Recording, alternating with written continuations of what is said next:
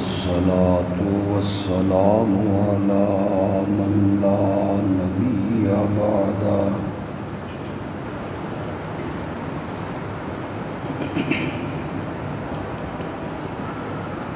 وعلى آله وأصحابه الذين أوفوا عهده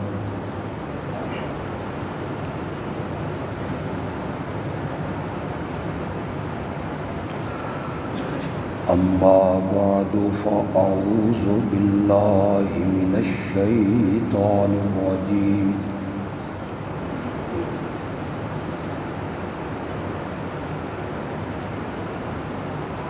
بسم الله الرحمن الرحيم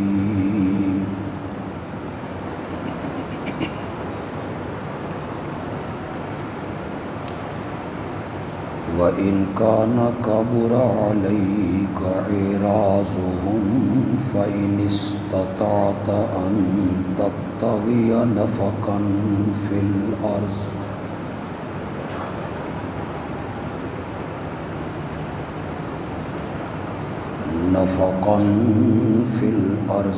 أَوْ سُلَّمًا فِي السَّمَاءِ فَتَأْتِيَهُمْ بِآيَةٍ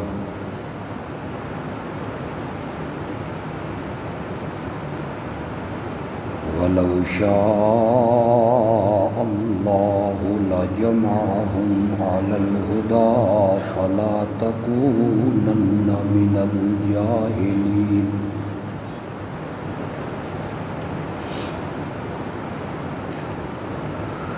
إِنَّمَا يَسْتَجِيبُ الَّذِينَ يَسْمَعُونَ وَالْمَوْتَى يَبْعَثُهُمُ اللَّهُ ثُمَّ إِلَيْهِ يُرْجَعُونَ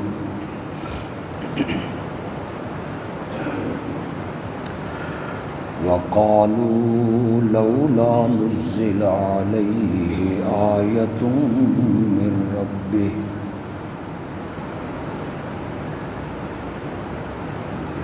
قُلْ إِنَّ اللَّهَ قَادِرٌ عَلَىٰ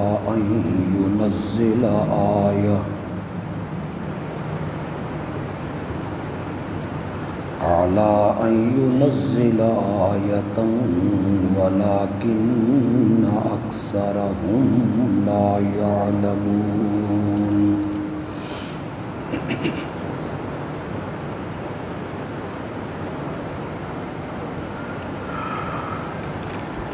اگر ان مشرکین کا اعراض کرنا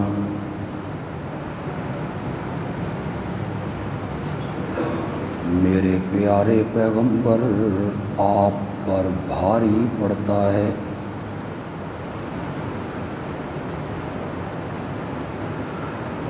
پھر اگر آپ طاقت رکھتے ہیں کہ کوئی سرنگ زمین میں بنا لیں تلاش کر لیں یا کوئی سیڑھی آسمان میں تو میرے پیغمبر ان کے پاس تو کوئی نشانی لے کے آ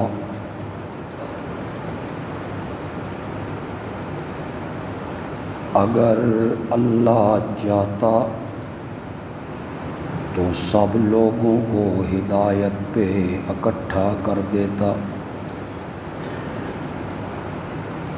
میرے پیغمبر آپ نادانوں میں سے نہ بنیے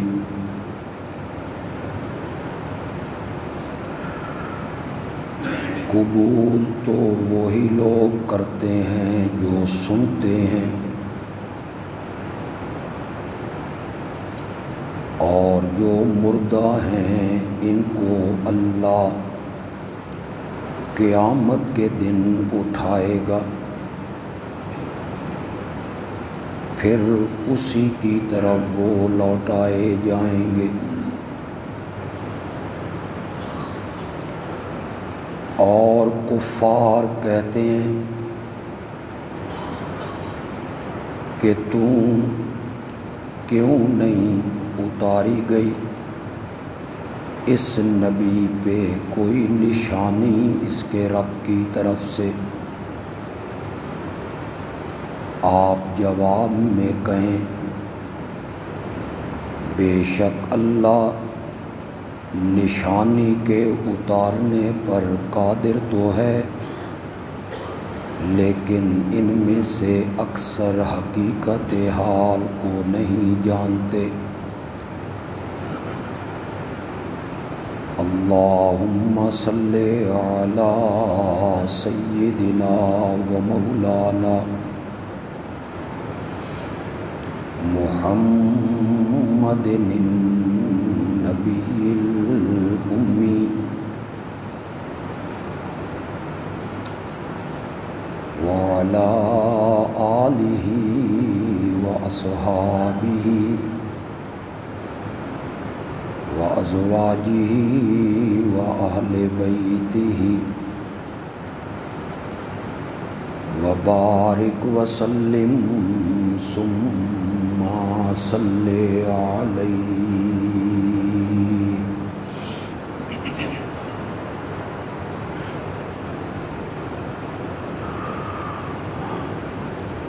گزشتہ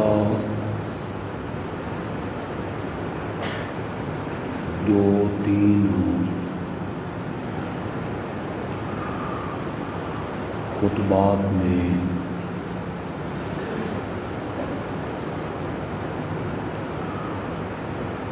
معجزے کی حقیقت کے بارے میں گفتگو ہو رہی ہے۔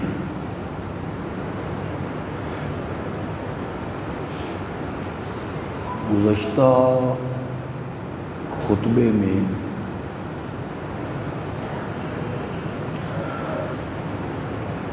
اس عنوان پر گفتگو ہوئی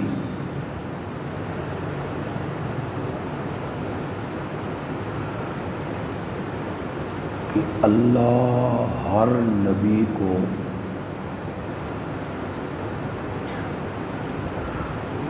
وقت کے رواج کے مطابق معجزہ عطا کرتا ہے۔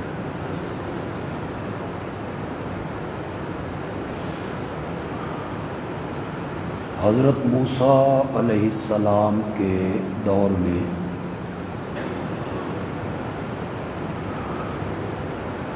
جادو کا چرچا تھا، معجزہ بھی اس کے مطابق عطا ہوا، لاٹھی کا سانپ بن جانا۔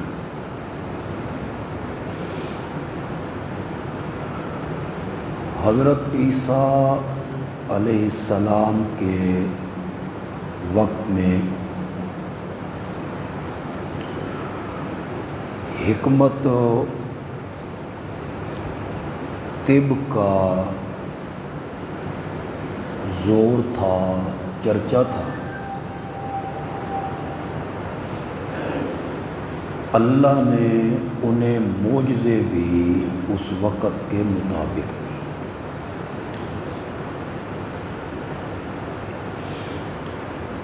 ہمارے پیارے پیغمبر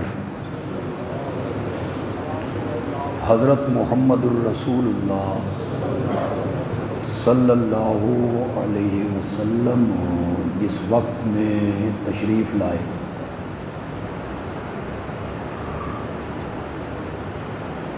شعر و شاعری کا، خطابت کا، فصاحت و بلاغت کا بڑا چرچا تھا۔ اللہ نے انہیں معجزہ بھی قرآن کی شکل میں عطا۔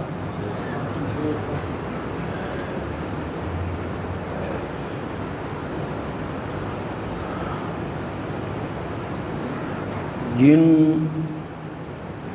کمزور عقیدے کے لوگوں کو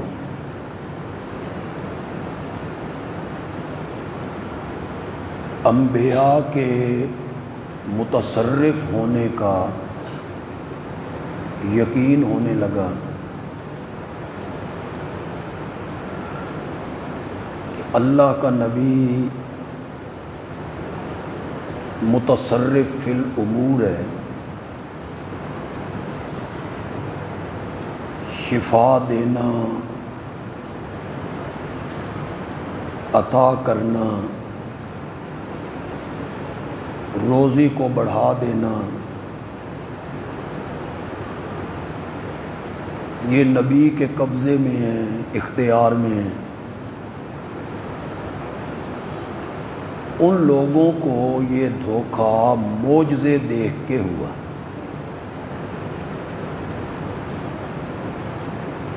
بنیاد عقیدے کے بگڑنے کی کیا ہے؟ معجزہ۔ انہوں نے انبیاء کے معجزے دیکھے، معجزے میں انہونی ہونی ہو جاتی ہے، معجزے میں ناممکن ممکن ہو جاتا ہے، معجزے میں جس آگ کی تاثیر جلانا ہے وہ باغ و بہار ہو جاتا ہے۔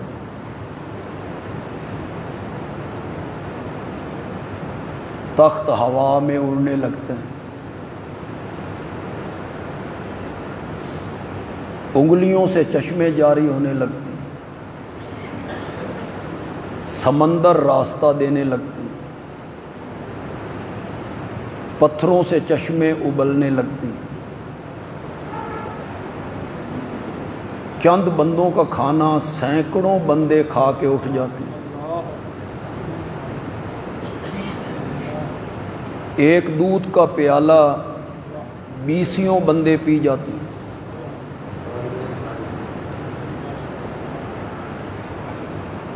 نکلی ہوئی آنکھ اللہ کا نبی اٹھا کے فٹ کر دیتا ہے۔ تو یہاں سے لوگوں کو دھوکہ لگ گیا کہ اللہ کے جو نبی ہوتے ہیں یہ متصرف فی الامور ہوتے ہیں، قادر ہوتے ہیں، آنکھیں ٹھیک کرنا ان کے اختیار میں ہے، روزی کا بڑھانا ان کے اختیار میں۔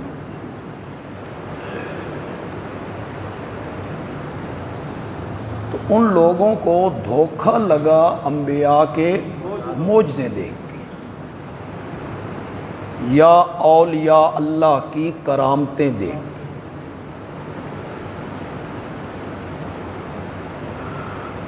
نجران کا جو عیسائیوں کا وفد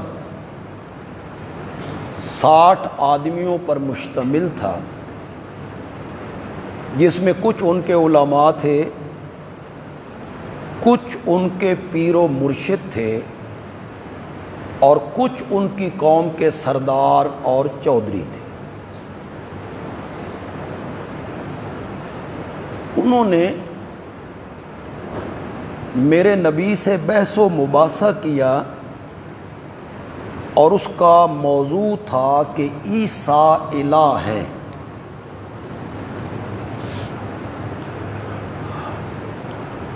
اور میرے نبی کا دعویٰ تھا کہ نہیں، الہ صرف یہ جو قرآن پاک کی تیسری سورت ہے آل عمران، اس کی ابتدائی 80 آیتیں اسی مناظرے کے بارے میں۔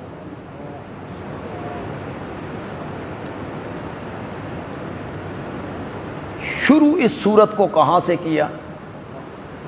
اللہ لا الہ الا، یہیں سے شروع۔ اللہ کے سوا کوئی الہ نہیں۔ اور عیسائیوں کے علماء کا یہ دعویٰ تھا کہ حضرت عیسیٰ بھی الہ ہے۔ اس پر انہوں نے دلیل پیش کی ان کا بن باپ پیدا ہونا۔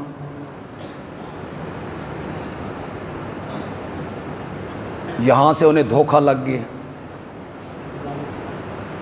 پھر انہوں نے حضرت عیسیٰ کے معجزوں کو پیش کیا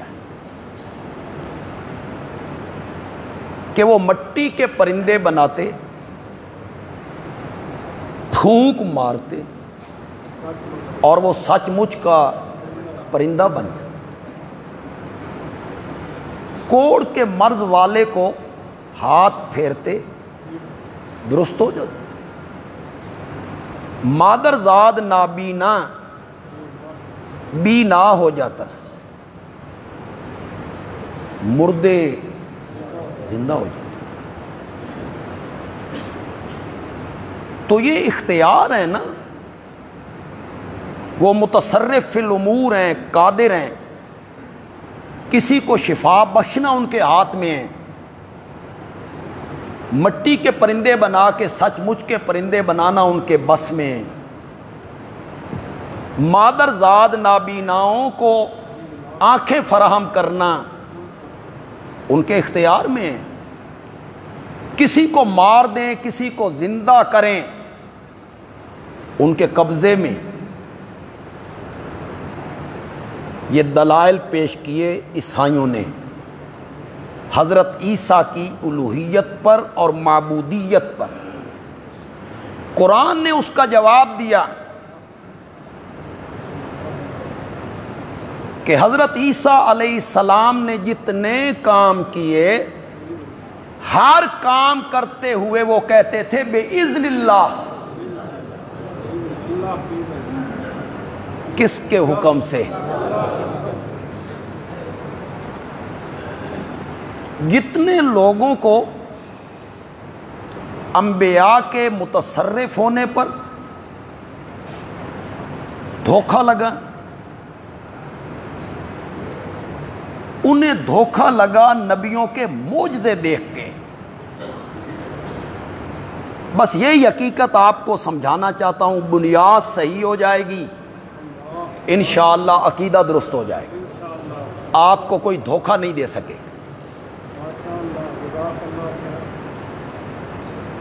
انبیاء کے جو معجزات ہیں یہ برحق ہیں، یہ جو کچھ ہمارے دوست ہمارے متعلق کہہ دیتے ہیں یہ معجزے نہیں مندے، نہیں، معجزات کا انکار نہیں ہے، اولیاء اللہ کی صحیح کرامتیں، اس کا انکار نہیں، اولیاء اللہ کے ہاتھ پہ کرامتیں صادر ہوتی،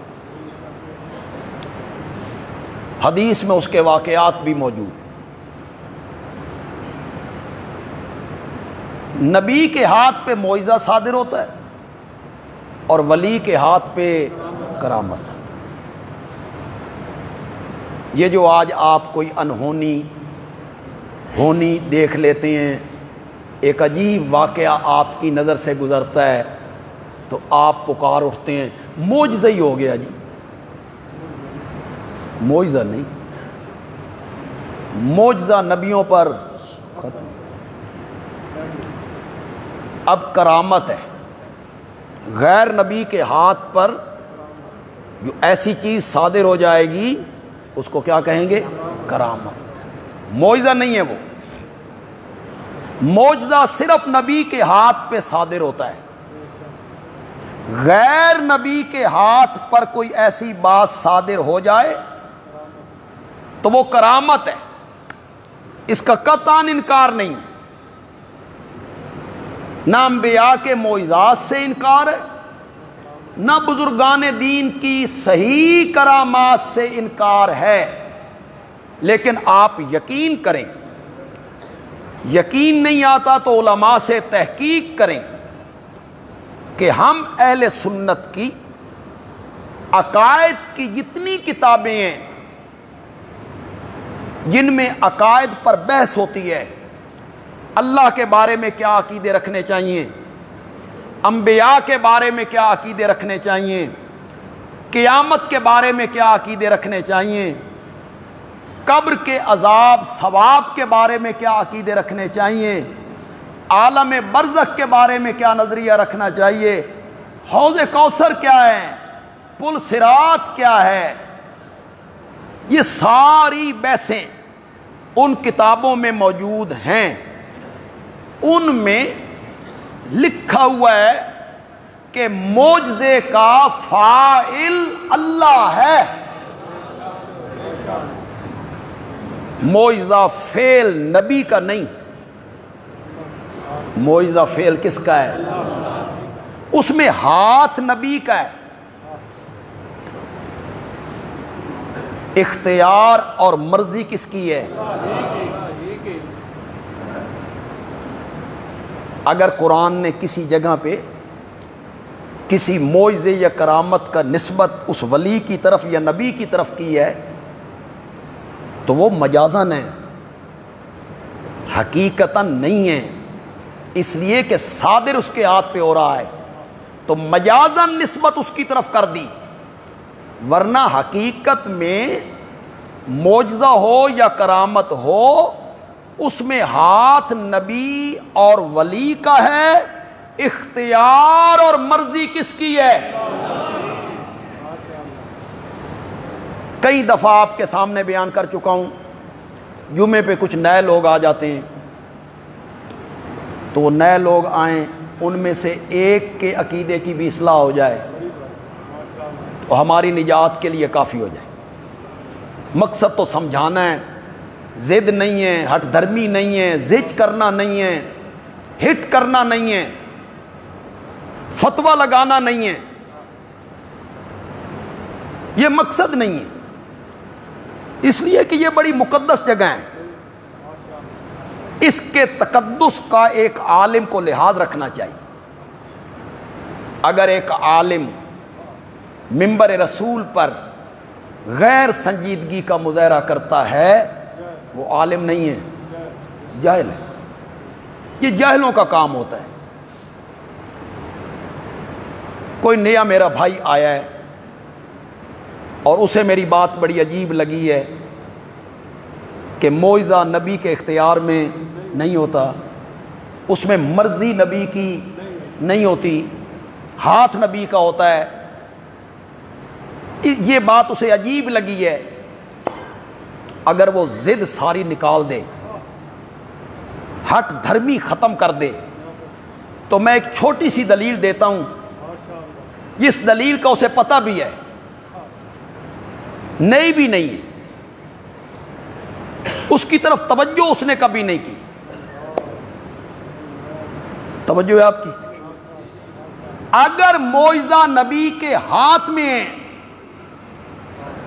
اگر معجزہ نبی کے اختیار سے صادر ہوتا ہے، اگر معجزہ نبی کی مرضی سے صادر ہوتا ہے تو پھر لاٹھی کو سانپ بنتے دیکھ کر حضرت موسیٰ کیوں بھاگے تھے؟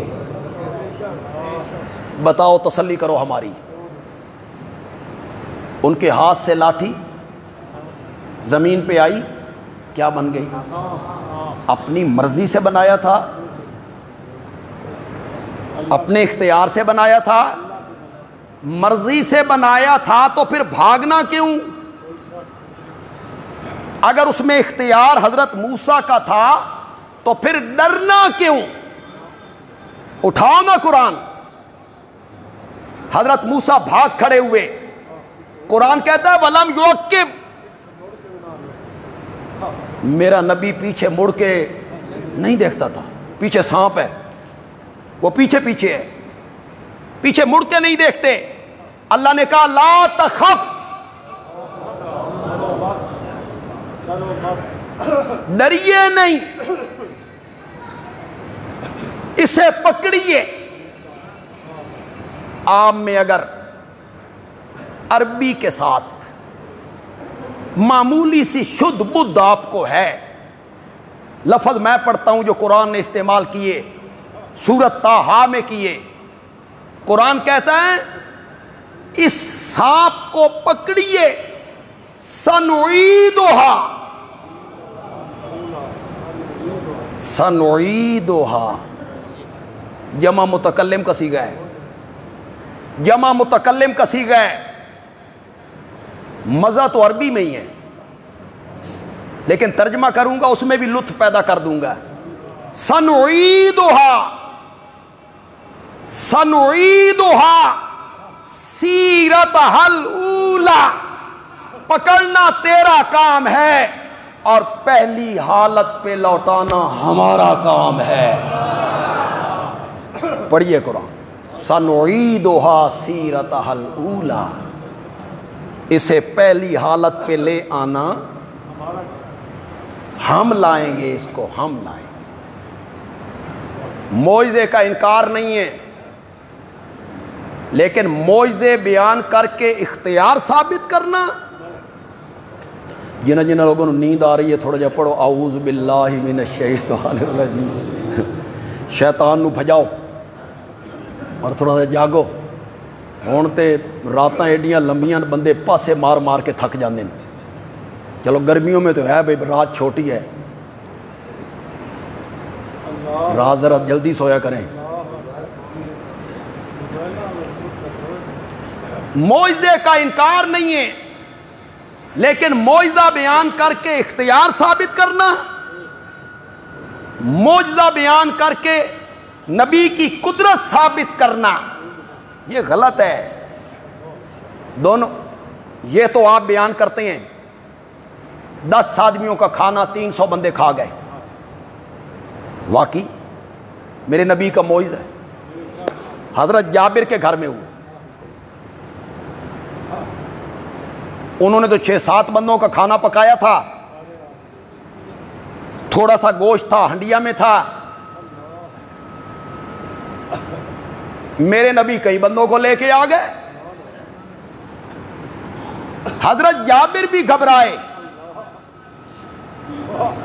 آ کے اہلیہ سے کہا کرما علیہ خیر نہیں،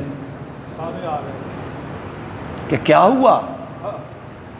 کہ وہ تو سینکڑوں بندے آ رہے ہیں، کھانا ہے 6-7 آدمیوں کا، کیا ہوگا؟ اس دور کی عورتیں بھی کیسی عورتیں تھیں یار، یہاں مرد گھبرایا ہوا ہے۔ کہنے لگی یہ سینکڑوں بندوں کی دعوت تم نے کی؟ میں نے کب کی ہے؟ میں نے تو چند بندوں کا کہا تھا، باقی اعلان تو آمنہ کے لال نے کیا۔ کہتی ہے پھر گھبراتا کیوں ہے؟ جتنے لوگوں کی دعوت تم نے کی ہے ان کا تم فکر کرو، باقیوں کا محمد جانے صلی اللہ علیہ۔ تم نے کی ہی نہیں ہے، انہوں نے کی۔ میرے نبی نے کہا میرے آنے سے پہلے ہنڈیاں نہ کھولی جائے، میں خود تقسیم کروں گا، سینکڑوں بندے کھا کے جائیں۔ کوئی انکار نہیں۔ حضرت ابو ہریرہ رضی اللہ تعالیٰ عنہ باہر بے ہوش پڑے ہیں بھوک سے، جی یہ میرے نبی کے مدرسے کے طالب علم ہیں، یہ پہلا مدرسہ ہے اصحاب صفہ، آج بھی وہ چبوترا موجود ہے میرے نبی مبارک کے سامنے، قبر منور کے سامنے تھے۔ کوئی کہیں سے آیا، کوئی کہیں سے آیا، کوئی کہیں سے آیا، ان کا گھر بار کوئی نہیں، کاروبار کوئی نہیں۔ مدینے کے جو انصار تھے نا، مدینے کے رہائشی لوگ، وہ کھجوروں کے لگایا نے، ہر چیز مہنگی ہو گئی،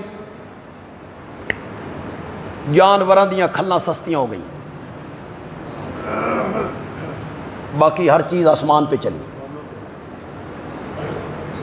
آپ لیدر کی جوتی لینا جاتے ہیں تو وہ ہزاروں میں ملتی، اور پوری گائے کا چمڑا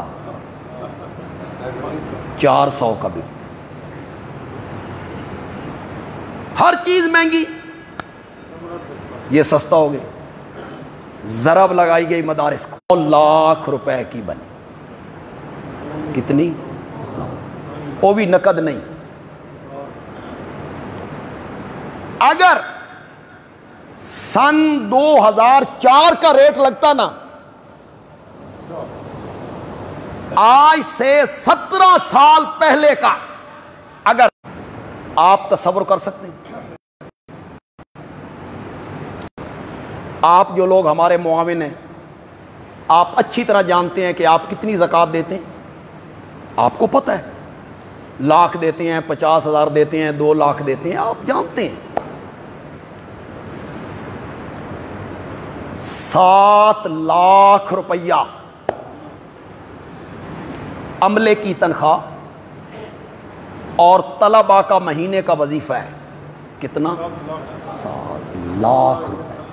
ہر یکم کو اٹھا کے دینا ہے.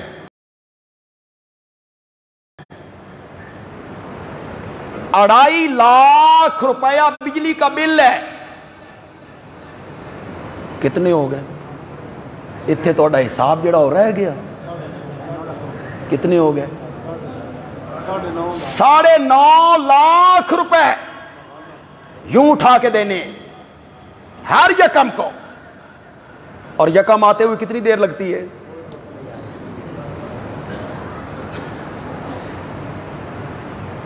تین 300 بندوں کا کھانا صبح اور 300 بندوں کا کھانا شام کو.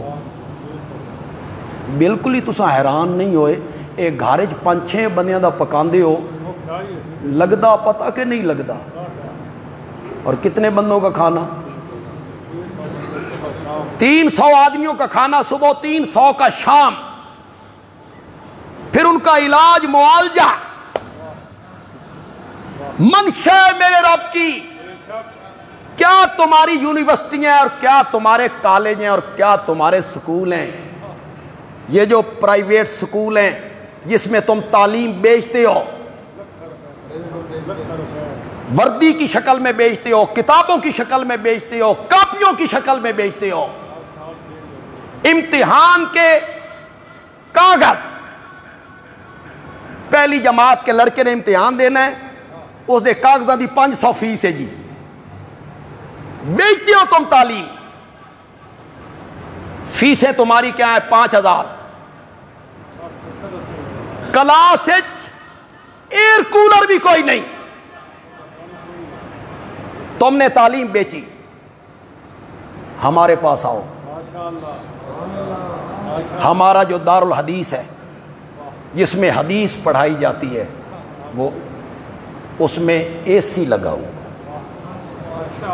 ہمارا جو دارالافتاء ہے جس میں علماء مفتی بن کے نکلیں گے، وہ اے سی ہے. ہر کمرے میں پنکھا ہے، واٹر فلٹر ہے. تسی کی مقابلہ کا ہمارا مقابلہ. فنڈ لے کے کھا جاتے ہو.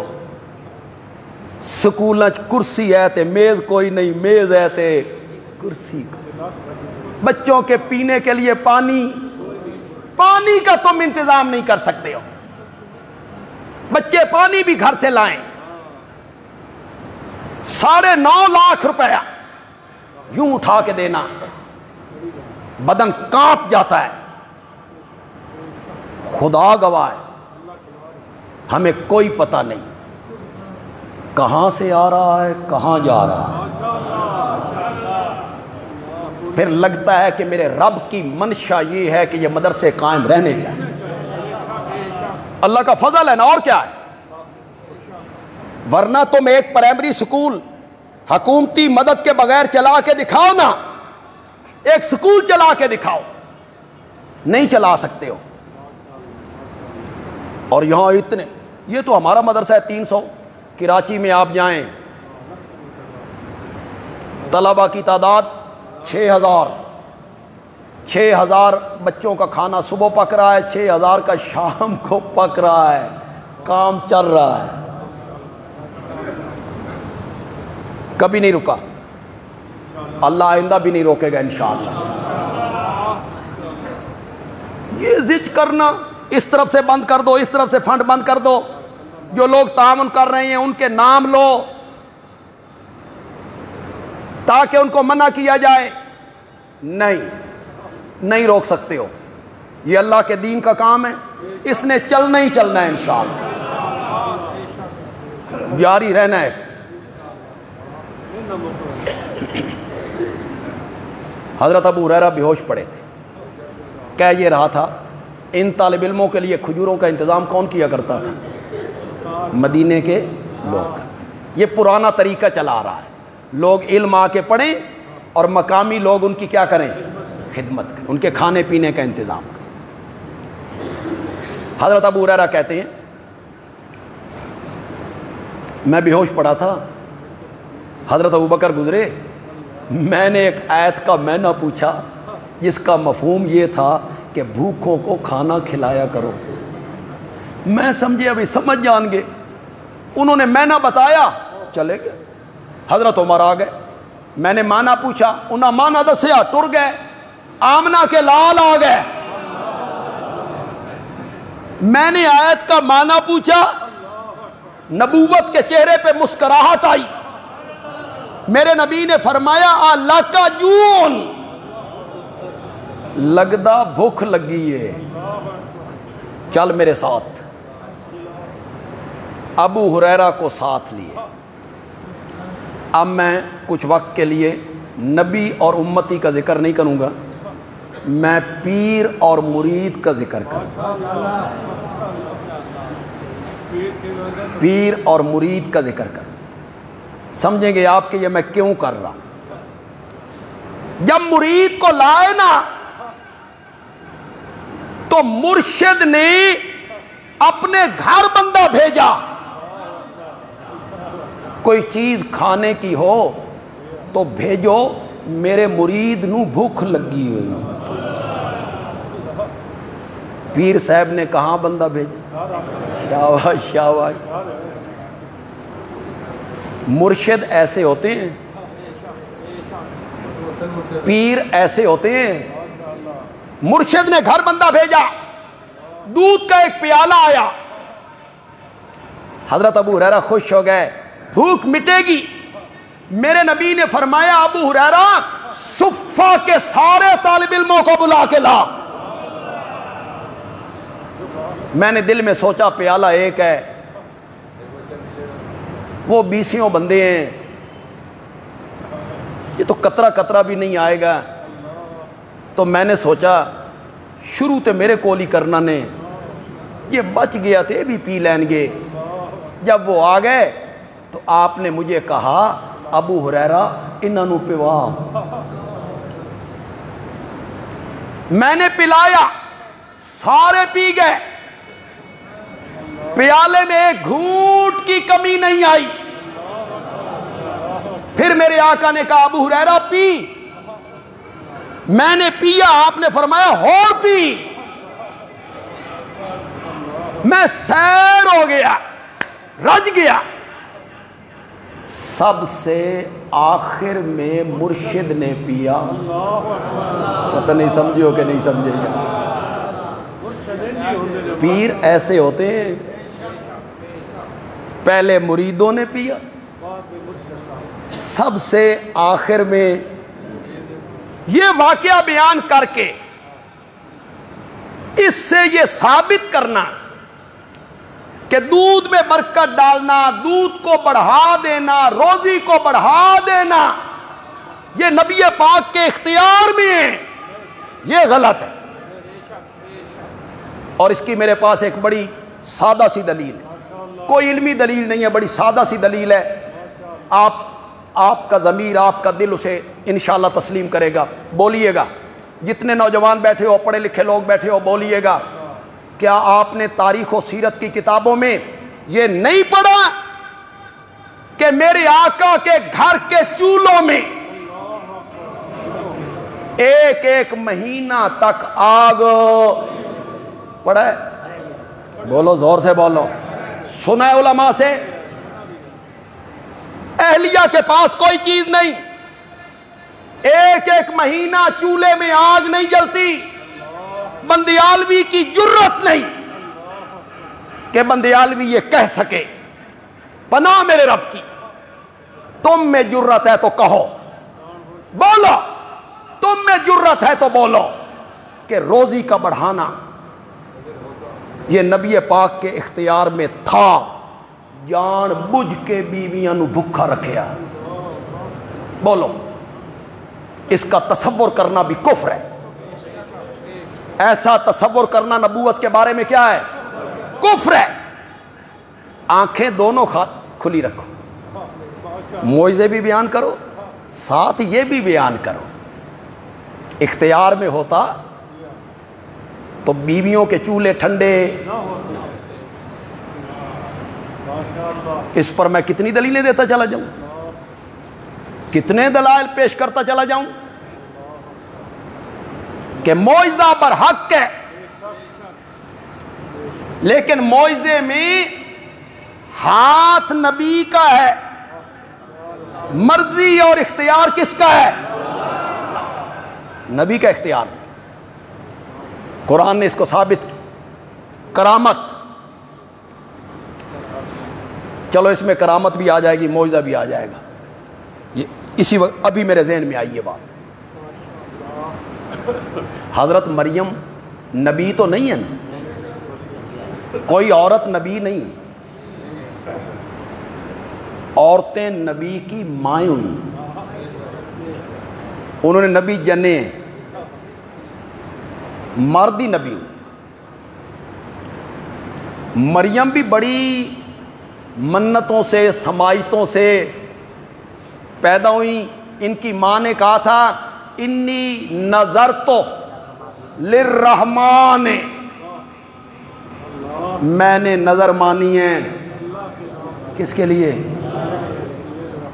کہ جو میرے پیٹ میں ہیں اگر یہ لڑکا ہوا تو تیری راہ میں آزاد کر دوں گی، بیت المقدس کا خادم بنا دوں۔ مریم پیدا ہو، ماں افسردہ ہوئی، میری منت تو لڑکا ہوتا تو پوری ہوتی، بیت المقدس کی خدمت کے لیے لڑکیاں تو نہیں لی جاتی۔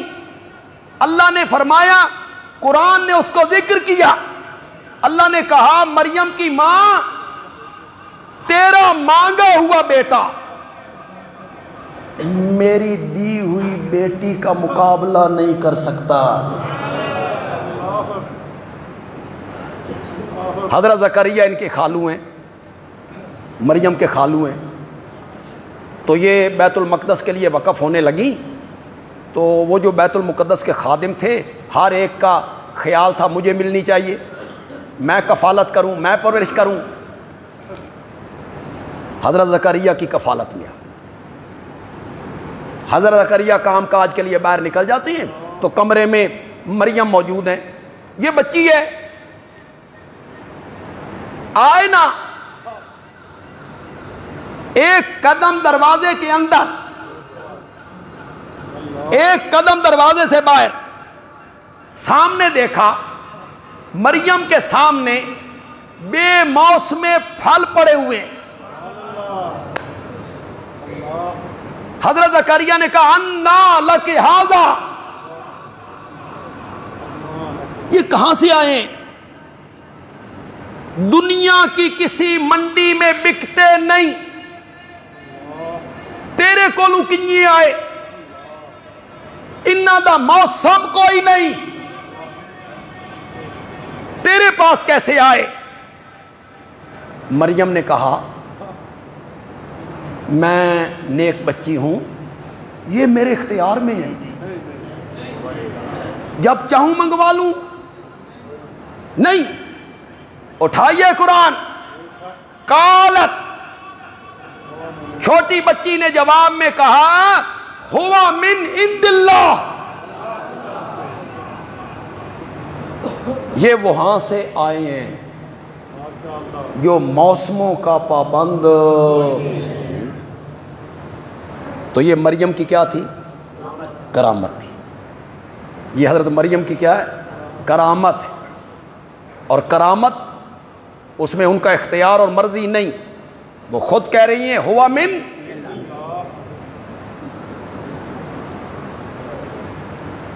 اب حضرت زکریہ کا معجزہ ظاہر ہونے لگا، ان کے ہاں اولاد کوئی، 120 سال عمر ہے، بیوی ان کی بانج ہے، اس کی عمر 99 سال ہے۔ کوئی نئے میرے دوست آئے ہوں، بھائی ہمارے کوئی بزرگ، تو میں انہیں التجا کروں گا کہ وہ 16واں پارہ سورت مریم کا پہلا رکوع خدا کے لیے گھروں میں ترجمے کے ساتھ پڑھیں۔ خدا کے آپ کے گھر میں کسی دیوبندی عالم کا ترجمہ ہو، بریلوی عالم کا ترجمہ ہو، اہل حدیث عالم کا ترجمہ ہو، شیعہ عالم کا ترجمہ ہو، جس عالم کا ترجمہ بھی آپ کے گھر میں ہو، بلا تفریق آپ اٹھائیے۔ مولانا مودودی کا ترجمہ آپ کے گھر میں ہو، مولانا امین حسن اصلاحی کا ترجمہ آپ کے گھر میں ہو، ڈاکٹر اسرار احمد صاحب کا ترجمہ آپ کے گھر میں ہو، فتح محمد جلندری صاحب کا ترجمہ آپ کے گھر میں ہو، مولانا عبد الماجد دریابادی کا ترجمہ آپ کے گھر میں ہو، مولانا احمد رضا خان بریلوی کا ترجمہ آپ کے گھر میں ہو، مولوی مقبول شیعہ کا ترجمہ آپ کے گھر میں ہو، مولوی فرمان علی شیعہ کا ترجمہ آپ کے گھر میں ہو، کوئی سا ترجمہ ہو اٹھائیے، خدا کے لیے پڑھیے تو صحیح، غور سے پڑھیے، آپ کے عقیدے کی اصلاح ہو جائے، اصلاح ہو جائے۔ قرآن کے قریب آئیے یار۔ عمر کتنی ہے؟ 120 سال، بیوی کی عمر 99 سال، اوپر سے بیوی کیا ہے؟ قرآن نے کہا رب انی وہن العظم منی واشتعل الراس شیبا، مولا میریاں ہڈیاں کمزور ہو گئیاں، مولا میرے سر دے وال چٹے ہو گئے، بیوی میری بانجے طاقتاں مک گئیاں، ہمتاں جواب دے گئیاں، قوتاں ختم ہو گئیاں، وَلَمَّ كُمْ بِدُعَائِكَ رب شقیّا، مولا میں تجھ سے مانگ کے کبھی محروم نہیں رہا، کبھی ایک بیٹے کا سوال ہے، رب حبلی من لدنک ذریۃ طیبہ، مولا پاکیزہ اولاد دے دے۔ حضرت زکریا کا یہ واقعہ قرآن میں رب نے ذکر کیا ہے تمہیں کہانی سنانے کے لیے، بھئی کہانی سنو، بھئی ایک پیغمبر ہے، بڈھا ہے، اولاد کوئی نہیں، کہانی سنانا چاہتا ہے، تمہیں بتانا چاہتا ہے اولاد کے خزانے نبیوں ولیوں کے اختیار میں نہیں ہیں، کس کے اختیار میں؟ تمہیں یہ بتانا چاہتا ہے کہ اللہ کے نبی نے بیٹا مانگا، زور سے بولو، زور سے بولو، جن کے پاس رب کا قرآن ہو وہ کیوں آہستہ بولیں؟ کس سے مانگا؟ اور یوں مانگا، مولا آدم دا واسطہ ہی، بولو بولو، قرآن ہے، مولا ابراہیم دا وسیلہ ہی، مولا فلاں نبی کا طفیل صدقہ نہیں کہا، براہ راست رب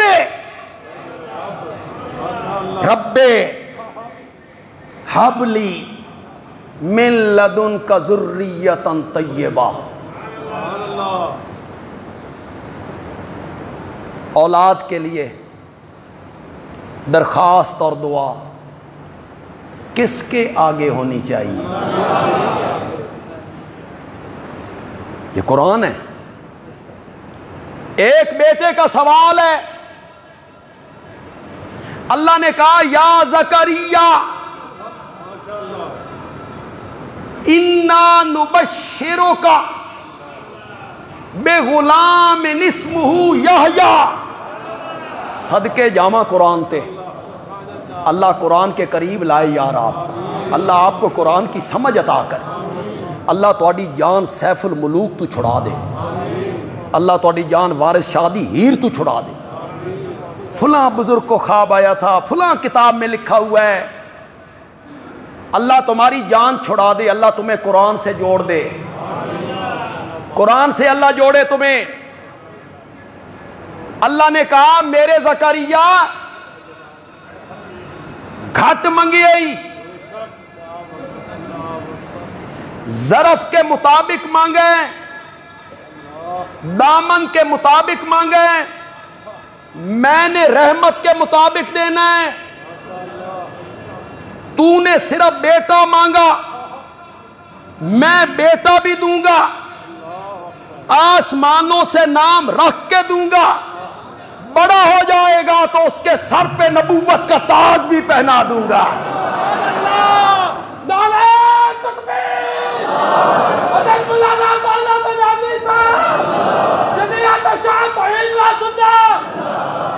اللہ بتانا چاہتے ہیں میرا دروازہ چھوڑ کے کہاں دھکے کھا رہے ہو، ان کے اختیار میں کچھ نہیں ہے، وہ اپنے یتیم بچوں کے سر پہ ہاتھ نہیں رکھ سکتے، ان کے مال وارثوں میں تقسیم ہو گئے، وہ اپنے کفنا دے بھی مالک کوئی نہیں، وہ تواڈیاں پکاراں سن بھی نہیں سکتے، کن سے مانگ رہے ہو، کن سے مانگ رہے ہو، مجھ سے مانگا کرو، میں مانگے سے زیادہ دینے کا عادی ہوں،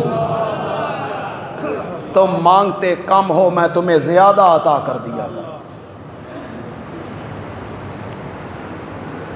جمعے کا جو وقت ہوتا ہے یہ بڑا محدود ہوتا ہے، اور وقت کی قلت پاؤں کی زنجیر بن جاتی ہے۔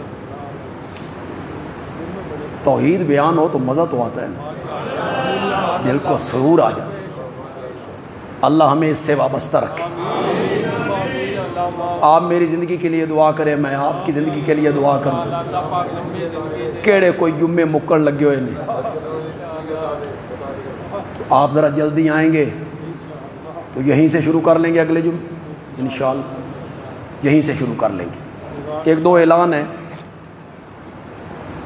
آج، ایک اعلان تو یہ ذہن میں رکھیں، آج 18 بلاک میں درس نہیں ہوگا۔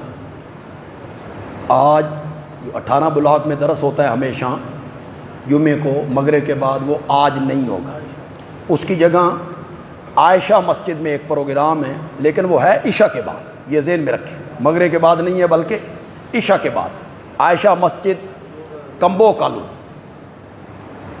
میں نے بھی وہاں جانا ہے، اور ہماری جماعت کے ایک بالکل نئے خطیب ہیں مولانا محمد عمر رحمانی، مفتی محمد عمر رحمانی، بالکل نئے، پہلی دفعہ آ رہے ہیں، انہوں نے بھی وہاں ہونا ہے، مولانا عبدالتواب عزیز صاحب جامع رحمانیہ سے، انہوں نے بھی وہاں آنا ہے آج عشاء کی نماز کے بعد۔ دوسرا اعلان یہ ہے کہ 11 اور 12 ربیع الاول کی درمیانی رات یہ بنے گی جناب سوموار بعد از نماز عشاء، سوموار کے دن بعد از نماز عشاء، یہ جامع مسجد بلاک نمبر 18 وہاں پروگرام ہے جس کا عنوان ہے مقصد آمد مصطفیٰ۔ آمد مصطفیٰ کا مقصد کیا تھا، وہ عنوان کیا، ہم نے وہ مقصد بتا بھی دیا اشتہاروں میں، اشارہ بھی ہم نے کر دیا ہے، آپ وہ اشتہار پڑھیں، بینر پڑھیں، مقصد آمد مصطفیٰ توحید و سنت کانفرنس۔ اور میرے نبی کے آنے کا مقصد بھی یہی تھا، اللہ کی توحید کو بیان کرنا اور لوگوں کو اپنی سنت پر عمل پیرا ہونے کی دعوت دینا۔ یہ سوموار کو ہے جی، جتنے ہمارے ورکر ہیں، جتنے ہمارے کارکن ہیں، جتنے ہمارے ساتھی ہیں، وہ اس پروگرام میں لازماً شریک ہوں گے، اور 3 دن ہیں آپ کے پاس، اس کی دعوت کو لے کے آپ چلیں، اپنے احباب کو، دوستوں کو، محلے والوں کو، برادری کے لوگوں کو، دوسرے جماعتی ساتھیوں کو آپ اس پروگرام میں شرکت کی دعوت بھی دیں جی۔ کیا خیال ہے؟ تیار ہیں آپ اس کے لیے؟ آپ خود بھی آئیں، دوستوں کو بھی آپ دعوت دیں، اور اس پروگرام میں آپ لازماً شریک ہوں۔ ختم نبوت کے عنوان پر جو عشرہ ختم نبوت ہم نے طے کیا تھا، اس میں سرگودا کی مختلف مساجد میں ختم نبوت کے عنوان پر 50 کے قریب درس ہوئے جی، جس میں 8 درس میں نے دیے۔ ہر حلقے میں ایک مرکزی درس تھا جس سے میں نے خطاب کیا، جس میں بڑے لوگ شریک ہوئے اور ختم نبوت سے لوگوں کو روشناس کروایا۔ ختم نبوت کا جو بڑا پروگرام ہے سالانہ، وہ ہوگا جی 29 اکتوبر کو۔ 29 اکتوبر جمعے کا دن مغرب کی نماز کے بعد اسی مسجد میں، معاویہ مسجد، یاد رہے گا آپ کو، 29 اکتوبر بروز جمعہ بعد از نماز مغرب۔ ہم جو پیچھے ختم نبوت کانفرنسیں کرتے آئے ہیں، ہمیں احساس ہوتا رہا ہے کہ ہم لیٹ ہو جاتے تھے، بہت لیٹ ہوتے تھے۔ اس دفعہ ہم نے خطبہ محدود کر دی، زیادہ لوگ ہم نے نہیں بلائے۔ اس میں مشہور مذہبی اسکالر ہیں ڈاکٹر مفتی خلیق الرحمن، لاہور ہائی کورٹ کے وہ خطیب، اہل علم آدمی، دونوں تعلیمیں ان کے پاس، دنیا کی بھی اور دین کی بھی، اللہ نے انہیں بڑی صلاحیتوں سے نوازا ہے، بہت خوبصورت گفتگو کرتے ہیں، انہیں ہم نے بلایا ہے۔ ایک خطیب اس دفعہ ہم نے اہل حدیث مکتب فکر سے بلایا ہے جی، وہ حضرت علامہ احسان الہی ظہیر رحمۃ اللہ علیہ کے بیٹے ہیں، مولانا ہشام الہی ظہیر، انہیں ہم نے اس پروگرام میں دعوت دی۔ ملک کے مختلف شہروں میں اہل حدیث حضرات نے اپنی کانفرنسوں میں مجھے بلایا۔ کل میں نے ساہیوال جانا ہے انشاءاللہ، ضلع ساہیوال، وہاں اہل حدیث کی کانفرنس۔ میں نے مرید کے جانا ہے، وہاں بھی اہل حدیث کی کانفرنس ہے۔ پھر میں نے سیال کوٹ بھی جانا ہے، پھر میں نے لاہور بھی ان کی ایک کانفرنس میں جانا ہے۔ تو اہل حدیث مکتب فکر کے وہ عالم ہیں، انہوں نے اس میں تشریف لانا ہے۔ جانشین شیخ القرآن مولانا اشرف علی راولپنڈی سے انشاءاللہ تشریف لائیں گے، اور اس کانفرنس میں یقیناً میں بھی گفتگو کروں گا انشاءاللہ۔ تو یہ آپ ذہن میں رکھیں گے، کون سی تاریخ ہے جی؟ 29 اکتوبر جمعے کا دن بعد از نماز مغرب۔ یہ جو ہم نے پیچھے پروگرام کیے 50 پروگرام، اس میں 8 پروگرام بڑے تھے، ان میں پینا فلکس چھپتے رہے، دوسرے اخراجات ہوتے رہے۔ اب 29 اکتوبر کا پروگرام ہے، اس میں بڑے بڑے بینر، بڑے بڑے پینا فلیکس، اشتہارات، سٹیکر چھپیں گے، لگیں گے، ہینڈ بل بھی ہوں گے۔ پھر اس جلسے کا بھی خرچہ ہوگا، باہر سے جو مہمان آئیں گے پورے ضلع سے، یہ ضلعی سطح پہ ہے، ان کے لیے کھانے کا انتظام بھی ہوگا۔ اس ختم نبوت فنڈ کے لیے آپ میں سے کوئی صاحب ثروت لوگ، صاحب ثروت کو تو میں نے غلط کہہ دیا ہے، کہ جو متوسط لوگ ہیں، غریب لوگ ہیں، وہ بھی اپنی طاقت کے مطابق ہمارے ساتھ تعاون کریں، بعد میں مجھے مل لیں اور اپنا حصہ ختم نبوت کے اس فنڈ میں ڈالیں۔ لوگ بدعات کے لیے خرچ کرتے ہیں، یہ جھنڈیاں لگ رہی ہیں، لائٹیں ہیں، سٹیج بن رہے ہیں، ڈیک لگائے ہوئے ہیں، گھروں میں جلسے ہو رہے ہیں، ایک ایک گھر والا 1-1 لاکھ روپیہ خرچ کر رہا، ہم نے میلاد پہ پروگرام کروا۔ تو یہ تو آقا کی ختم نبوت کا پروگرام ہے، تو ہمارے جو مواعظ ساتھی ہیں وہ اس میں اپنی رقم خرچ کریں گے۔ مجھے امید ہے کہ آپ میں سے کچھ لوگ مجھے بعد میں آ کے ملیں گے، اور اگر آپ مجھے نہیں ملیں گے تو پھر ہم آپ کو ملیں گے، پھر ہم نے ملنا ہے نا آپ سے، پھر آپ کی دکان پہ جا کے ہمیں ملنا پڑے گا، میرے کوئی بندے جائیں گے، نمائندے جائیں گے، تو پھر آپ کو ہم ملیں گے۔ کرنا تو ہم نے مل کر ہے، اور انشاءاللہ ہو جانا ہے، اور آپ جانتے ہیں جب میں چندے کی اپیل کرتا ہوں تو میں کہتا ہوں بھائی خرچ کر لو، نہیں تو ہو جانا جی۔ میں ابھی سے اپیل کر دوں، یہ جو ہمارا سین ہے، یہ جو پتھر لگا ہوا ہے یہ بیٹھ گیا ہے، کھڑک گیا ہے، چر بھی گیا ہے، ہم اسے ختم کرنا چاہتے ہیں۔ اس کی جگہ پہ میں وہ گٹکا جو ٹائل نما ہوتا ہے ہم وہ فرش لگوانا چاہتے ہیں، تاکہ گرمیوں کے موسم میں اس پر چھڑکاؤ کیا جائے تو وہ کیا ہو جائے، ٹھنڈا ہو جائے۔ یہ بہت گرم رہتا ہے اور آگ نکلتی رہتی ہے۔ انشاءاللہ بہت خوبصورت طریقے سے ہم لگوائیں گے، لاہور سے منگوائیں گے، اعلیٰ مستری سے ہم یہ فرش لگوائیں گے۔ آپ میں سے کوئی بندہ اس میں حصہ ڈالنا چاہتا ہے، تقریباً 900 روپے کا 1000 گٹکا ہے، 900 روپے کا 1000، تقریباً 12,000 لگنا ہے۔ آپ میں سے کوئی بندہ اللہ اسے مائل کر دے کہ یہ فرش بنے، لوگ اس پر نمازیں پڑھیں، مجھے ثواب ملے، صدقہ جاریہ بنے، تو آپ خرچ کریں، ورنہ ہو تو جائے گا۔ اللہ کے گھر کا کام ہے، اس نے ہونا ہی ہونا ہے۔ آپ ڈال لیں گے تو آپ خوش قسمت